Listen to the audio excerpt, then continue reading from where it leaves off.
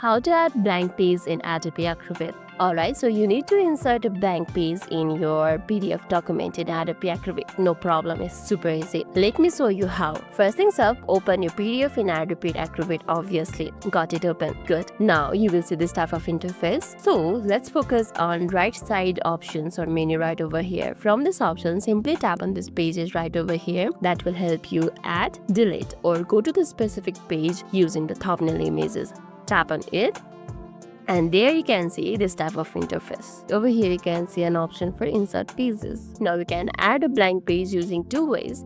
The first one is simply tap on this insert pages right over here, and that will insert your blank page. And second one is if you want to add a page in between, what you can do is simply tap on this plus button right over here, and that will give you a few options. Here you can see file, clipboard, scanner, web page, and blank page.